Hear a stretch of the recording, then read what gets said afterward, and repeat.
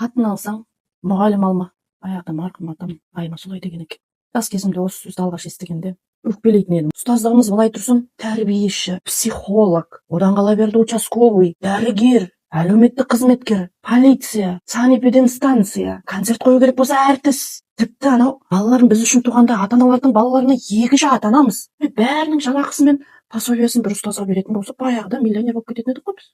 Қайдан айлығымыз шайлығымызға жетпейді. Одан қала берді облыстық газетке жазыл, журналға жазыл, тағысын тағы, қағаз шығыны, анау шығын, қарыздан қарызға, кредиттен кредитке дейін өмір сүреміз. Дым өтірік жоқ. Қазақстанда кредит алатындардың рейтингін қараса, мұғалімдер шығар көш бастап тұр. Жеке отбасы дегенді мүлде ұмыттық. Біз өмірімізді қоғамға арнап қойған адамдармыз ғой. Өмірімізді, жастығымызды, денсаулығымызды, жүйке жүйемізді одан қала берді сайлау болса, кім көмекші? Мұғалім. Референдум болса дауыс жинауға кім жүреді? Мұғалім.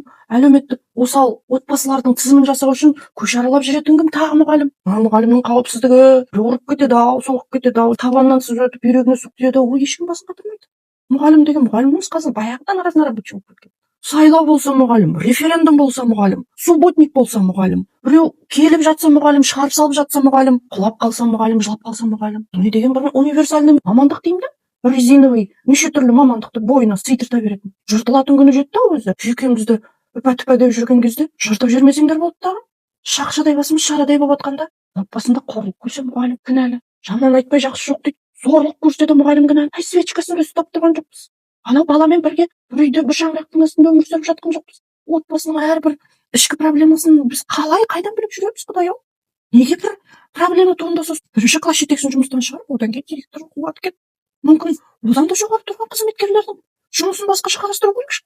Жыртылғанға жамау болып масқара қылды ана мұғалімдік қызметті қорлап. Мұғалімнің міндеті деген мектептің іргесінен әрі аспау керек емес пе? Келді бір мұғалімнің қызы.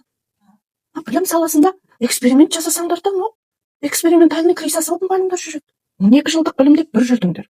3 тұғырлы тілдеп бір жүрдіңдер. Онлайн күнделік деп бір жүрдіңдер. Онлайн журнал деп бір жүрдіңдер.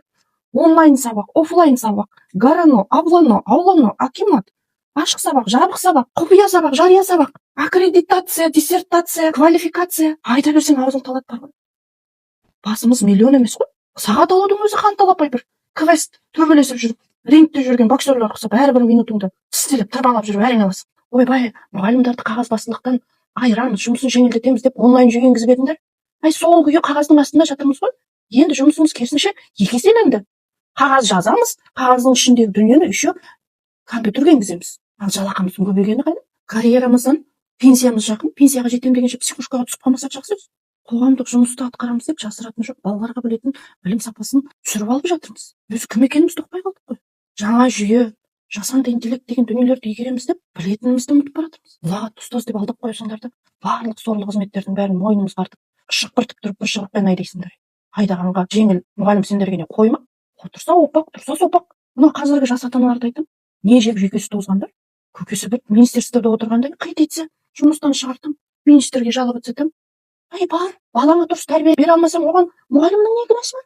Туғандарың үшін ұстазға міндеттесіріп не бопты? Арасында төбелесетіндері барын айтсаңшы. Қазір енді искусственный интеллектпен бірге искусство самосохранения, самообороны үйрену керек болды бізге. Баяғыда ата-ана деген мұғалімді сыйлап, именіп, баласының қылығы үшін ұялып, қорқып тұратын. Қазір керісінше ата-анасынан біз қорқатын. Баласын біз туып, біз тәрбиелегендей. Өзгенің баласын тәрбиелейміз деп, өз баламыздың қалай өсіп кеткенін байқамай қалдық. Конституцияда кепіл берілген 8 сағат деген жұмыс жоқ қой бізде. Бізде 24-те 7, 24 сағаттың аз ба деймін кейде ұстаздарға барып, 48 сағат болу керек. Болып жатқан дүниенің бәрін игеру үшін 24 сағаттың аз, аптасына 7 күнің аз. Үлгермей қалған жұмысыңды үйге әкетіп демалыс күні соны істеп жатқаннан не сұрайсың? Атам көреген болған ғой шіркін. Ұлым үйленем десе, мұғалімді алма деп енді мен айтатын